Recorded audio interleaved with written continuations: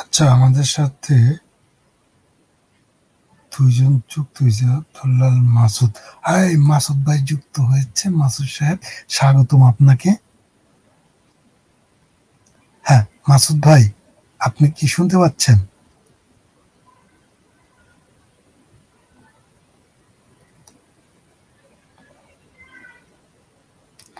Hello Masud সাহেব, আপনাকে যুক্ত করা হয়েছে। আপনি কি শুনতে পাচ্ছেন?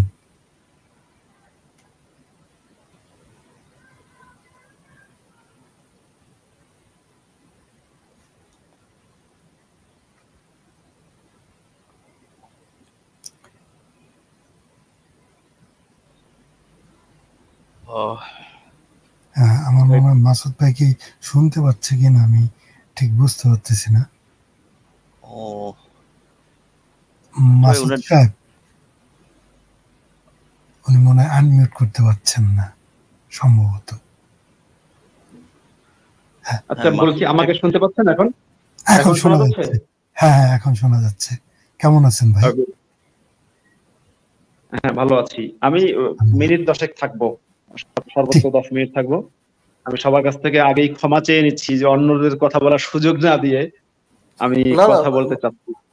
মাসুদ ভাই, অবশ্যই আপনাকে স্বাগতম। এবং গতকালকে আপনার কথাবার্তা অত্যন্ত আমরা মন্ত্রমুগ্ধের মতো শুনেছি। আজকেও এই কারণে আপনাকে আহ্বান করছি যে আপনি আজকেও আমাদেরকে কিছু বলেন। জি,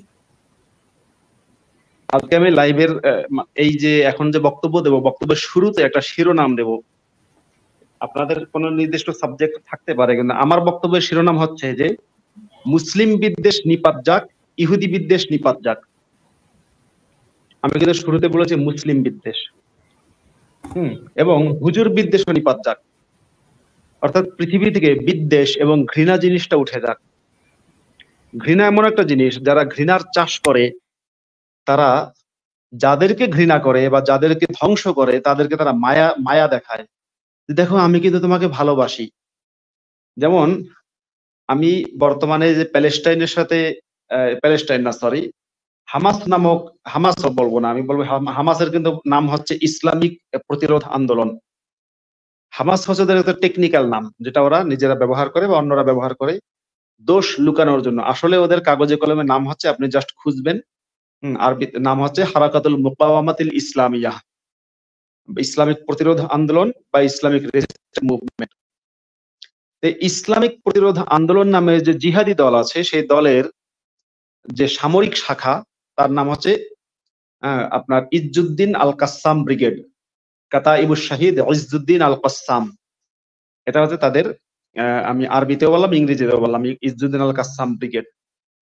সেই ইজ্জুদ্দিন আল কাসাম ব্রিগেড রিসেন্টলি আপনার ভিন্ন দুটি দেশের ইন্ধনে একটি দেশকে যুদ্ধে জিতিয়ে দেওয়ার জন্য আর আরেকটি দেশের আর্থিক এবং আপনার কি বলে রাজনৈতিক মদদে এবং অস্ত্রের মদদে তারা একটা অসম জিহাদ শুরু করেছে। হ্যাঁ, এবং আমি দেখতে পেলাম যে কতিপয় মুসলিম বিদেশী, যারা রায় ব্যানার্জি ভট্টাচার্য বা বিভিন্ন বিভিন্ন পদবীর হতে পারে, সে কতিপয় মুসলিম বিদ্বেষী এবং হুজুর বিদ্বেষী, যারা মাদ্রাসার হুজুরদেরকে বা মুসলিমদেরকে উস্কানি দিয়ে তাদেরকে ব্যবহার করতে চায়, তাদেরকে ধ্বংস করতে চায় এবং পৃথিবীতে খুনো রাজত্ব করতে চায়। এরকম কতিপয় ব্যক্তিবর্গ বলা শুরু করলো কি, ব্যাপকভাবে প্রপাগান্ডা শুরু করলো। তাদের মধ্যে অনেকে আছে স্বঘোষিত নাস্তিক, নিজেকে নাস্তিক দাবি করে, কিন্তু তারা নিজেদেরকেও জিহাদে যায় না।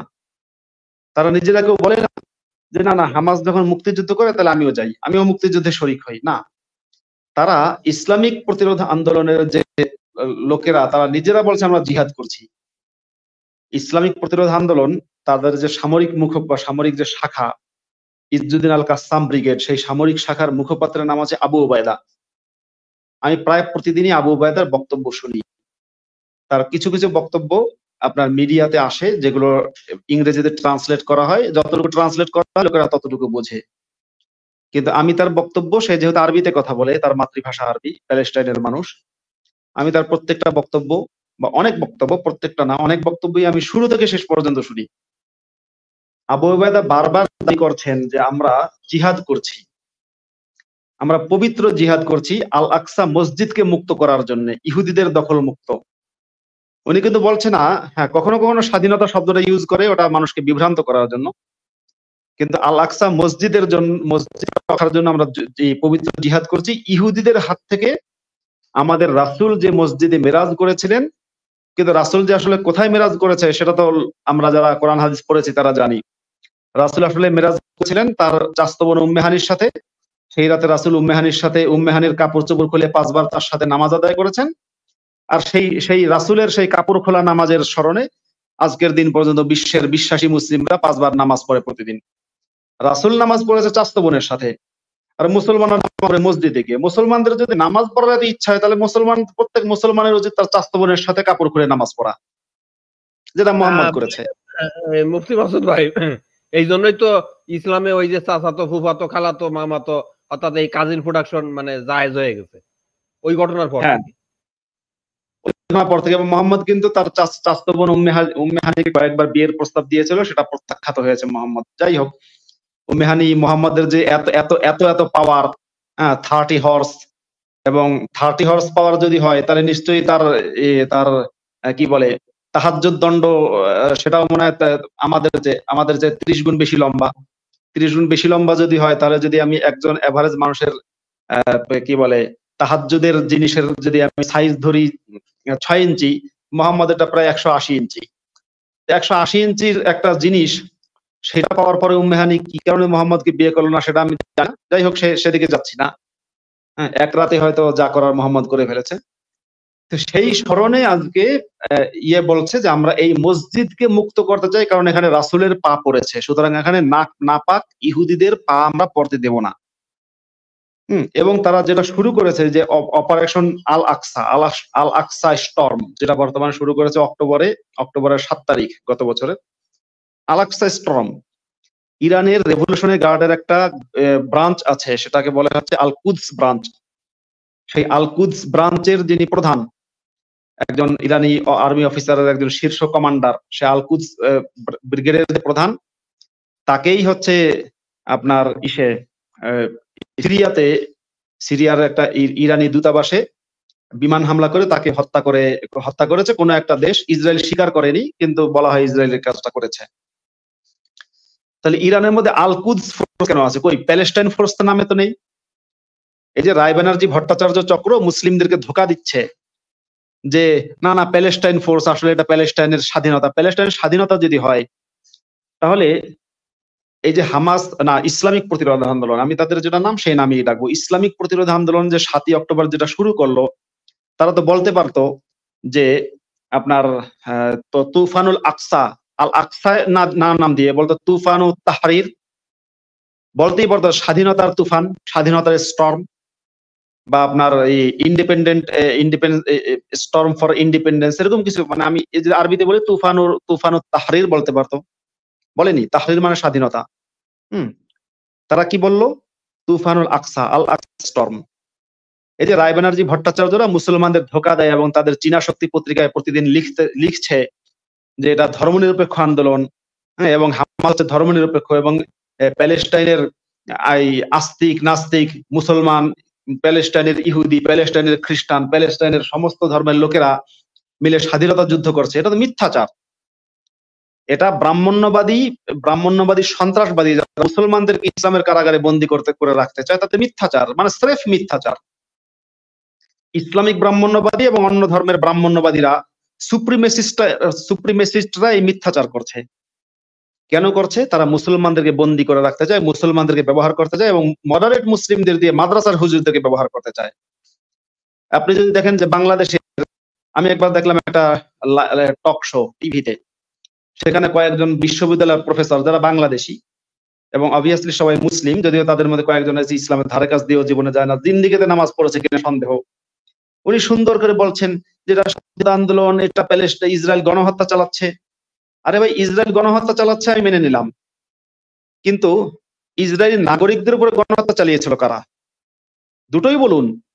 নেতানিয়াহু মানুষ খুন করছে বলুন, কিন্তু এর পাশাপাশি এটাও তো বলবেন যে হামাসও মানুষ খুন করেছে, এবং এই ইসরায়েল হচ্ছে তাদের আত্মরক্ষার জন্য লড়াই করছে, আর হামাস যেটা করছে সেটা হচ্ছে অন্যদের উস্কানিতে বা ইসলামিক প্রতিরোধ আন্দোলন হামাস, ওরা অন্যদের উস্কানিতে অসম একটা যুদ্ধে ঝাঁপিয়ে পড়েছে, যে যুদ্ধে তারা জিততে পারবে না, কিন্তু উস্কানি দিচ্ছে অন্যরা। কখনো উস্কানি দিচ্ছে ভারত থেকে, কখনো উস্কানি দিচ্ছে অন্য কোনো দেশ থেকে। কেন? এটা যদি স্বাধীনতার যুদ্ধ হতো, তাহলে স্বাধীনতার নাম না দিয়ে কেন আল আকসা মসজিদের নাম ব্যবহার করছে? ইরান যদি সত্যিকার অর্থে আপনার প্যালেস্টাইনের স্বাধীনতা চায়, তাহলে ইরানের বিপ্লবী গার্ডের যে ব্রাঞ্চ, যেটাকে আল কুদস ব্রাঞ্চ কেন করলো? মসজিদের নাম কেন দেবে? প্যালেস্টাইন ব্রাঞ্চ করতে পারতো, যে প্যালেস্টাইন ফোর্স করেনি। তার মানে একটা ধর্মযুদ্ধকে, একটা জিহাদকে, যেখানে আবু উবাইদা, আমি প্রমাণ সহ দেখাতে পারবো, আবু উবাইদার প্রত্যেকটা বক্তব্য আমি শোনাতে পারবো, কারণ বক্তব্যগুলো আছে অনলাইনে। এমন না যেগুলো আমি আপনার ইয়ের মতো যে গোপন গোপন জায়গা থেকে কালেক্ট করতে হয়, না, আমার কাছে ওয়েবসাইট আছে, দেখুন।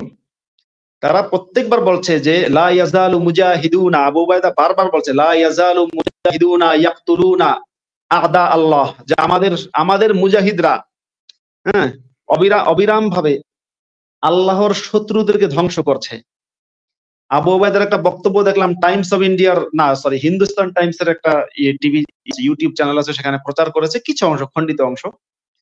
সেখানে আবু ওবায়দা যখন বক্তব্য দিচ্ছে, তার বক্তব্যের কিছু অংশ, সামান্য একটু অংশ ওখানে আপনার সাবটাইটেল সহ শোনানো হয়েছে। আমি দেখলাম আবু ওবায়দার পাশে একটা বাক্য লেখা আছে, ফালাম তাকতুলুহুম ওয়ালাকিন্নাল্লাহা কাতালাহুম। এবং আরেকবার দেখলাম তার আরেকটা বক্তব্যের সময় পাশে একটা, মানে সে বক্তব্য দেওয়ার সময় তার পাশে সে একটা স্ক্রিনে একটা জিনিস দেখাচ্ছে, ফারিকান তাকতুলুনা ওয়া তাসিরুনা ফারিকা।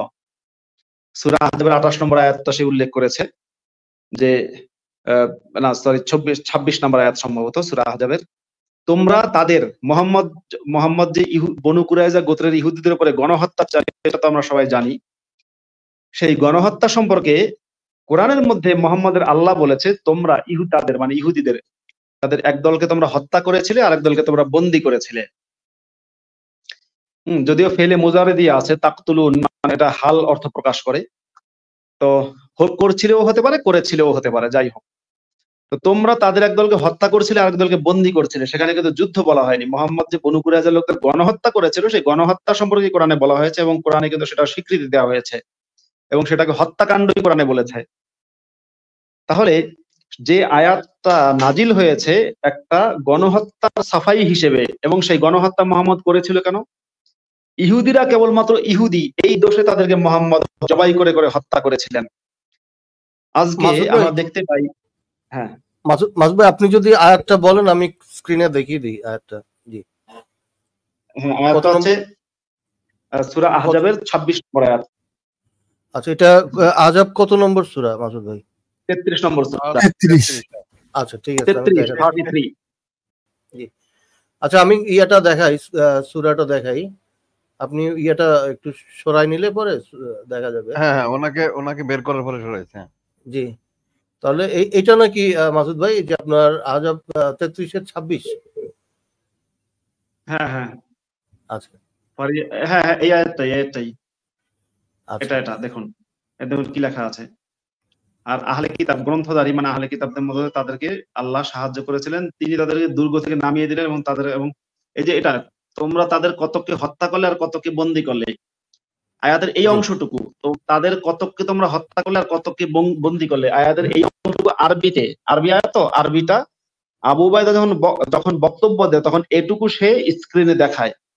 এবং এই যে হামাস না, ইসলামী প্রতিরোধ আন্দোলনের যে সামরিক ইজ্জুদ্দিন আল কাসসাম ব্রিগেড, সেই ব্রিগেডের যে লোগো আছে, সেই লোগোতে লেখা আছে ফালাম তাকতুলুহুম ওয়ালাকিন্নাল্লাহা কাতালাহুম, তোমরা তাদেরকে হত্যা করোনি, এবং আল্লাহই তাদেরকে হত্যা করেছিল।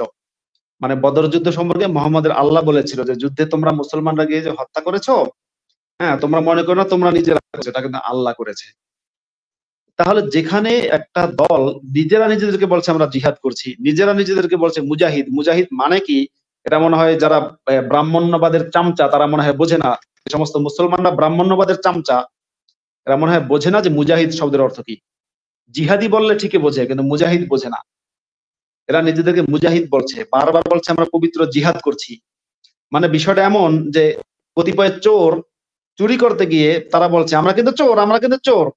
এখন আপনি হচ্ছেন ভদ্র মানুষ, আপনি প্যান্ট টাই কোট টোট পরে তারপর আপনি বলছেন না তোমরা চোর না, তোমরা তো আসলে এই মানুষের সম্পদের রক্ষক, তোমরা চোর না, তোমরা চোর না। তাই হয়ে গেল না? যেখানে ইসলামিক প্রতিরোধ আন্দোলনের যোদ্ধারা বলছে আমরা জিহাদ করছি, মসজিদের জন্য জিহাদ করছি, স্বাধীনতার কথা তারা কম বলছে মসজিদ। যেখানে হিজবুল্লাহ বলছে আমরা জিহাদ করছি, হিজবুল্লাহ নেতাদের বক্তব্য আমি শুনেছি, তারা লেবানন ভিত্তিক একটা সংগঠন, লেবাননের মানুষের ভাষাও আরবি।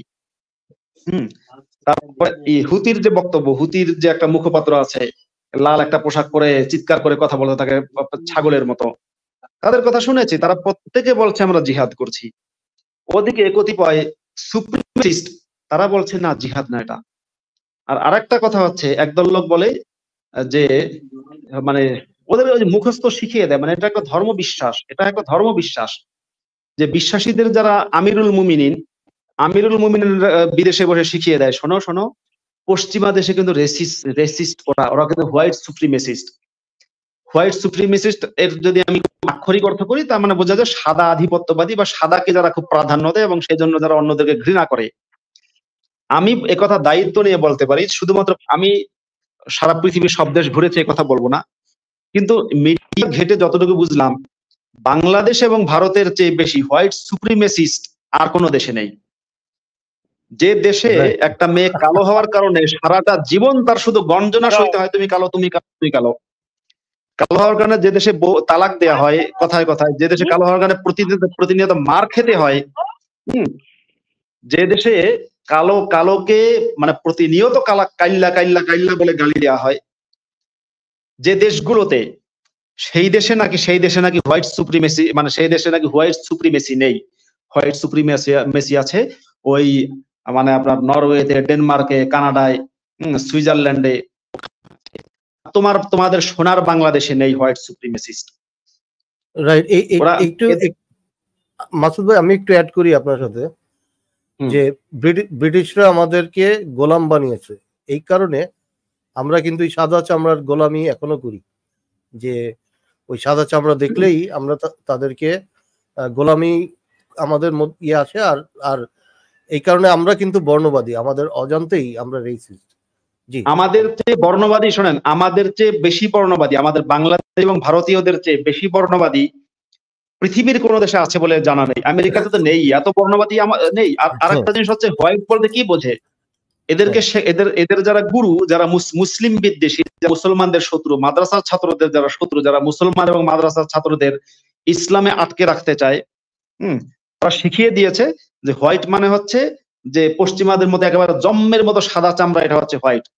বলেছে ওটা হোয়াইট, এই ব্যাখ্যা কে দিল? আমি কিন্তু কোন রকম কি বলে কোনো অ্যাডভান্টেজ নিচ্ছি না, উইদাউট অ্যাডভান্টেজ বলছি। আমি আব্দুল্লাহ মাসুদ সাধারণ বাংলাদেশি, সাধারণ বাঙালি বা সাধারণ ভারতীয়দের চেয়ে কিছুটা সাদা, আমার চামড়া কিছুটা ফর্সা। এখন এটা আমার জন্য কোনো ক্রেডিট না, আমার কোনো কিছু, কিন্তু আমিও কিন্তু, আপনি বলবেন যে জো বাইডেন হোয়াইট কিন্তু আব্দুল্লাহ মাসুদ হোয়াইট না, এটা কেন বলবেন? আবার আফ্রিকার যে মেয়েটা, আফ্রিকার যে ছেলেটা বা মেয়েটা, ধরেন খাবি লামে একজন বিখ্যাত ইউটিউবার আছে, আমি তার নামটাই নিচ্ছি, আপনি বলবেন যে খাবি লামে হচ্ছে কালো। কেন ভাই খাবি লামে কালো? আমাদের দেশের যে মানুষটা, আমাদের দেশের যারা একটু শ্যামলা বা একটু চাপা শ্যামলা বা যাদেরকে আমরা কালো বলি, তারা কালো না?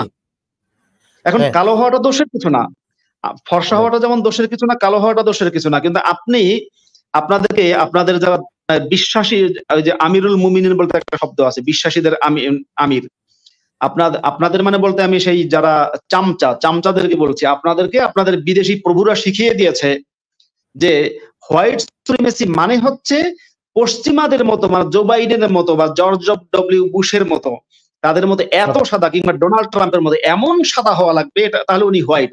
কিন্তু আব্দুল্লাহ মাসুদ হোয়াইট না। কিরে ভাই, এটা তো একটা রেসিজম। আব্দুল্লাহ মাসুদ তো হোয়াইট, আব্দুল্লাহ মাসুদ হোয়াইট, আসাদ নূর হোয়াইট। কিন্তু হ্যাঁ, এই হোয়াইটটা মানে আমি কিংবা আসাদ নূর, আমরা যে তুলনামূলক অন্য বাঙালিদের চেয়ে বেশি ফর্সা, এর জন্য ন্যূনতম কোনো আমি অন্তত ক্রেডিট নিতে রাজি না, আসাদ নূর ক্রেডিট নিতে রাজি না, কোনো একটুও ভাই, এটা আমাদের কোনো গর্বের বিষয় না।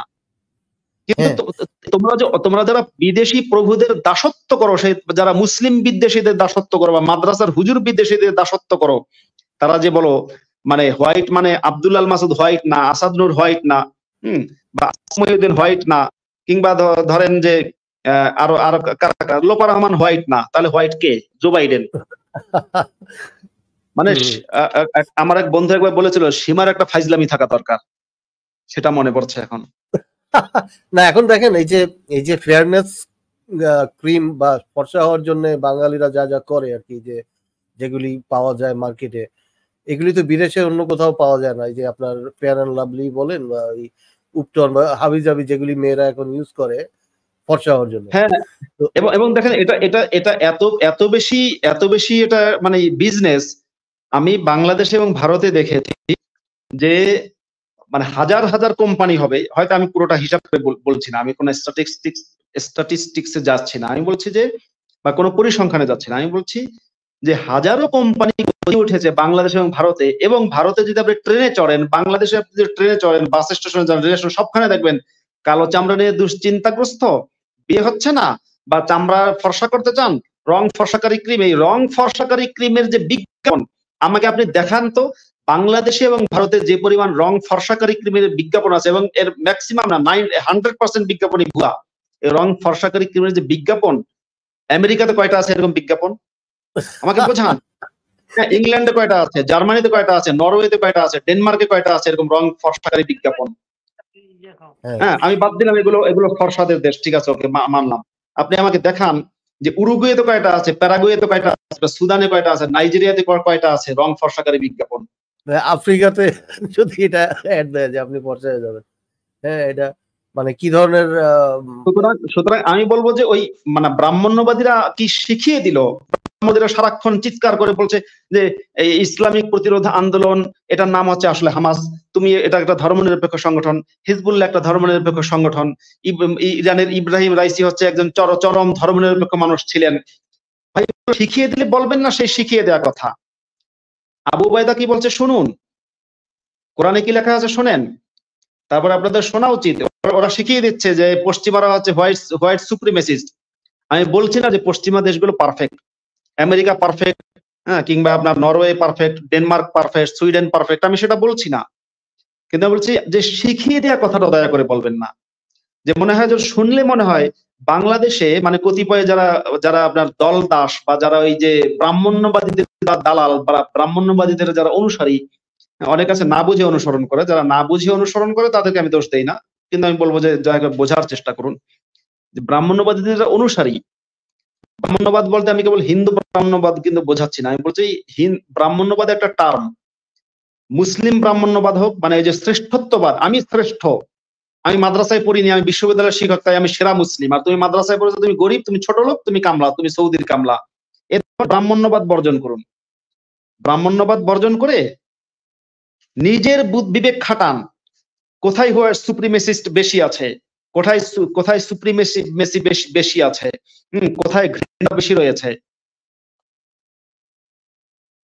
আজকে আমরা দেখতে পাই যে আমেরিকাতে সহ বিশ্বের বিভিন্ন দেশে প্যালেস্টাইনের পক্ষে আন্দোলন হচ্ছে, কিন্তু আপনি গাজায় কি কোনো মানুষের পক্ষে সম্ভব সে শান্তির পক্ষে হবে? ইসরায়েল, এই যে বলা হচ্ছে ইসরায়েল গণহত্যা চালাচ্ছে, আমি একজন ইসরায়েলে তো 20% মুসলিম আছে, কই তারা তো কথা বলে না। ইসরায়েলি মুসলিম একজন আছে, তার নাম হচ্ছে নুসাইর ইয়াসিন, তার নাস ডেইলি নামে একটা চ্যানেল আছে, খুব জনপ্রিয়, এবং তার প্রত্যেকটা ভিডিও মানে মিলিয়ন ভিউ হয়। আমি যদি বলি নুসাইর ইয়াসিন একজন ইসরায়েলি মুসলিম, উনি বাই বর্ন উনি মুসলিম, নুসাইর ইয়াসিন কি বলে সেটা কি শুনেছে? আমি বলতে চাই যে সমস্ত যারা রায় ব্যানার্জি ভট্টাচার্য চামচামি করে, চামচাদেরকে বলতে চাই, রায় ব্যানার্জি ভট্টাচার্য মুসলিমদের যারা শত্রু, মাদ্রাসার হুজুরদের শত্রু, তাদের কথা না শুনে ইসরায়েলি মুসলিম নুসাইর ইয়াসিনের কথা শুনুন। নুসাইর ইয়াসিন তো সেখানকার মানুষ, সে কি বলে? সে তো শান্তির কথা বলে, সে তো মুসলিম বিদ্বেষের কথাও বলে না, ইহুদি বিদ্বেষের কথাও বলে না। মুসলিম বিদ্বেষ যেমন নিন্দনীয়, ইহুদি বিদ্বেষও নিন্দনীয়। কিন্তু সবচেয়ে দুঃখের বিষয় হচ্ছে এই যে সমস্ত ব্রাহ্মণ্যবাদীরা মুসলিম বিদ্বেষের কথা মানে মুসলিমদেরকে আদর ভালোবাসা দেখিয়ে আসলে ধ্বংস করতে চায়, মেরে ফেলতে চায়, মুসলিমদের খুন করাতে চায়, এবং মুসলিমদের হত্যা করতে চায়, তারা যেমন অপরাধী, একই সাথে যে সমস্ত মডারেট মুসলিমরা নিজেদের সন্তানদের বিদেশে পড়তে পাঠায়, নিজেদের সন্তানদের আখের গোছায়, নিজেরা কলকাতায় গিয়ে আপনার লডস্টিং করতে গিয়ে তারপর খুনের হত্যাকাণ্ডের শিকার হয়, বা আরো বহু রকমের কর্মকাণ্ড তো মডারেট মুসলিমরা করে, ওদের তো অপরাধের কোনো শেষ নেই। এই মডারেট মুসলিমরা কই মাদ্রাসার ছাত্রদেরকে তো মুক্ত হতে দেয় না, মাদ্রাসা বানিয়ে সেখানে মানুষকে, গরিবের ছেলেদেরকে ধরে ধরে হুজুর বানিয়ে ফেলছে। এমন একটা সোসাইটি তৈরি করে রেখেছে যে হুজুর একটা ভালো কথা বলার উপায় নেই। একটা ভালো কথা বলবে ওই হুজুরের মানে মৃত্যু হবে, খুন হবে, নয়তো সেই হুজুরের দেশ থেকে পালাতে হবে, নয়তো সেই হুজুরের আপনার কি বলে শেষে ক্ষমা চেয়ে বলতে হবে না না আমি ভুল করে ফেলেছি। একজন হুজুর আফসারি মাদ্রাসায় শিশু নির্যাতন, অন্য কোনো কিছু না, ইসলামের পক্ষের মানুষ, তিনি ইসলামের পক্ষেই কথা বলছিলেন। মাদ্রাসায় শিশু নির্যাতন এই কথাটা একটা ওয়াজের মধ্যে, শিশু নির্যাতনের বিরুদ্ধে বলতে গিয়ে একটা ওয়াজের মধ্যে বলেছিলেন, তাতে বেচারার উপরে মানে ডেথ থ্রেট দেওয়া হয়েছে। হুজুর সে এখনো ওয়াজ করে। শেষে আফসারি হুজুর দেখলেন তো বিশাল বিপদ, তিনি তখন সমাজ সেবামূলক কর্মকাণ্ডে অংশ নিচ্ছেন। কখনো নদীতে মাছ ছাড়ে, কখনো পুকুরে মাছ ছাড়ে, কখনো এই গরুর খামার দেখতে যায়, কখনো কৃষি খাত দেখতে যায়, কৃষি ক্ষেত দেখতে যায়, এগুলো করছে, সাথে ওয়াজও একটু করে। তো এই মডারেট গুলা অর্থাৎ ব্রাহ্মণ্যবাদীদের দালাল মডারেট গুলা যে নিজেদের সন্তানদের আপনার নিরাপত্তা নিশ্চিত করে, নিজেদের আখের গোছায় এবং সারাদিন হুজুরদের উস্কানি দেয়। এবং এই মডারেটদের যারা গুরু, মানে ওই যে ব্রাহ্মণ্যবাদী চক্র, রায় ব্যানার্জি ভট্টাচার্য চক্র, তারা বসে বসে সারাদিন বলে ইসলামিক প্রতিরোধ আন্দোলনটা কোনোদিনও বলবে না, বলবে হামাস হচ্ছে মুক্তিযোদ্ধা, হামাস নাকি মুক্তিযোদ্ধা, হামাস নাকি স্বাধীনতাকামী।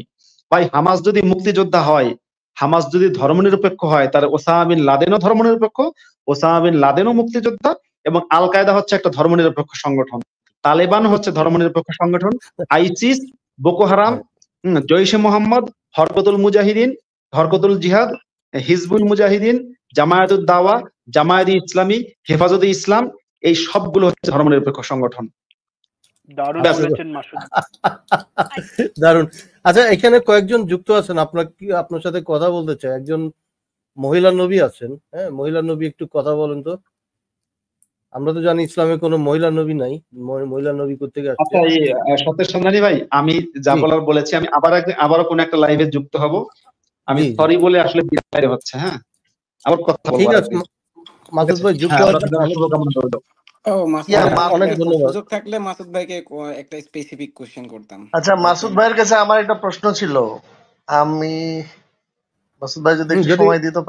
আচ্ছা, আমি যিনি মডারেটর আছেন এই লাইভে বা সঞ্চালক আছেন, আমি একটা কথাই বলবো যে একজনের একটা কোশ্চেন আপনি আমার জন্য বরাদ্দ করেন, একজন মানুষ এবং একটা কোশ্চেন, এর বেশি কিন্তু না। আচ্ছা, তাহলে জি একটা প্রশ্ন করুন। কে করবেন? সহিহ মুমিন ভাই, আপনি করবেন? হ্যাঁ, আচ্ছা আমি করি তাহলে। মাসুদ ভাই, একটা জিনিস হচ্ছে যেটা যে আমরা খন্দকের যুদ্ধ এবং এই ওহুদের যুদ্ধ যখন ম্যাপ গুলা পর্যালোচনা করছি, হ্যাঁ, সৌদি আরবের মক্কা মদিনার ম্যাপ গুলা যখন পর্যালোচনা করছি, আমাদের মাথায় একটা প্রশ্ন আসছে, হ্যাঁ, যেটা হচ্ছে যে আমি যদি মক্কা থেকে মদিনা যেতে চাই, এবার উত্তর দিতে যেতে হবে, কিন্তু আমি যদি ওহুদে যেতে চাই তাহলে আগে মক্কা থেকে মদিনার বাম পাশ বা ডাইন পাশ দিয়া উত্তর দিয়া তারপরে ওহুদ প্রান্তে যেতে হবে, হ্যাঁ। কিংবা খন্দকের যুদ্ধ, ওহুদের ওরা যে গর্ত খনন করছিল, এটা ওহুদ প্রান্তরের পাশেই গর্ত খনন করছিল, কিন্তু ওরা যুদ্ধ করার জন্য এই মদিনাকে বাইপাস করে বাম দিক দিয়া বা ডাইন দিক দিয়া উত্তর দিকে গেল কেন? দক্ষিণ দিক তো অরক্ষিত, ফাঁকা। দক্ষিণ দিক দিয়ে ওরা আক্রমণ করলো না কেন, বা দক্ষিণ দিক দিয়ে ওরা যুদ্ধ করলো না কেন? এটা কি মনে হয়, কারণ কি? আপনি ম্যাপটা দেখলে বুঝতে পারতেন। আচ্ছা, এটা একটু জটিল প্রশ্ন হয়ে গেছে এই মুহূর্তে আমার জন্য, আর আমার এখন একটা এমন ব্যস্ততায় রয়েছি যে জটিল প্রশ্ন উত্তর দেওয়ার মতো অবস্থায় নেই এখন। হ্যাঁ, এটা আরেকদিন করবেন। হ্যাঁ, আপনার কাছে প্রশ্নটা থাকলো আরেকদিন, আপনি ম্যাপটা আগে দেখেন। কারণ হচ্ছে যে আমি মানে প্রশ্নটা করতেছি কেন, যে দেখেন ভাই, আমরা যদি ওহুদের যুদ্ধটা পর্যালোচনা করি, তো তাদের এই পুরা মদিনাকে বাইপাস করে মদিনার উপরে উত্তরে যাওয়া লাগলো কেন? দক্ষিণ দিক দিয়ে তো তারা মদিনা আক্রমণ করতে পারে। খন্দকের যুদ্ধেও তো দক্ষিণ দিক দিয়ে মদিনায় ঢুকা যায়, মক্কা থেকে মদিনায় ঢুকতে গেলে ডাইরেক্ট তো ঢুকা যায়, বাইপাস করে উপরের দিকে গেল কেন তারা? এই বিষয়টা আপনি যদি একটু ম্যাপ ট্যাপ দেখে আমাদের জানান, বিশেষ করে আল্লাহ ভাই বা আমাদের একটু ইন্টারেস্ট আছে বিষয়টার দিকে, বিষয়টার ঠিক আছে, ব্যাপারে। আমি একটু দেখবো। আর এমনিতে আমি খুব সংক্ষেপে যদি এখন বলি, এটার উত্তরটা এতটুকু হতে পারে যে কুরাইশরা কিন্তু মদিনাতে ঢোকেনি, ওরা কিন্তু যুদ্ধটা করেছে মদিনা থেকে। আপনি কি বদর যুদ্ধের কথা বলছেন তো? না না, আমি খন্দক এবং ওহুদ যুদ্ধ, এই দুইটা যুদ্ধ হয়েছে মদিনার নর্থের দিকে। খন্দকের যুদ্ধ কিন্তু মদিনার মানে ঠিক একটা নির্দিষ্ট জায়গায় হয়নি, ওটা কিন্তু মদিনাকে চারিপাশ থেকে ঘেরাও করেছিল। এবং খন্দকের বিষয়ে যদি যেটা বলি, সেটা হচ্ছে মদিনায় ঢোকার যে পথগুলো, মানে মানুষের বাড়িঘর ছিল একটা আড়াল, যেখানে তুলনামূলক বাড়িঘর কম ছিল, যেখান থেকে শহরে ঢুকতে পারবে সেই জায়গা থেকে ওরা সেই না ভাই, আমার কথা হচ্ছে বিশাল সাউথের দিকে। আমি যদি মক্কা থেকে মদিনা যেতে চাই, আমি সাউথে সরাসরি ঢুকে যেতে পারতেছি। আমি পাহাড় ওহুদ প্রান্তের উচ্চতা হচ্ছে 3500 ফিট। তো 3500 ফিট উচ্চতার পাহাড়ের দিকে আমি যুদ্ধ করার জন্য যাব কেন? আমার তো, আমি যদি ওই বাইপাস করে উপরে না উঠে উত্তর দিকে না যায়, আমি সরাসরি মক্কা থেকে রওনা করলেই তো আমি মদিনা পাচ্ছি। আমার পাহাড়ি অঞ্চলে যাওয়ার দরকার কি? বা গর্ত খনন যখন তারা তো, এটা হয়তো ওদের কোনো সময় রণকৌশল ছিল, সেটা যাই হোক, এটা নিয়ে আমি আরেকদিন বলবো। তাহলে আজকে বিদায় নিচ্ছি ভাই।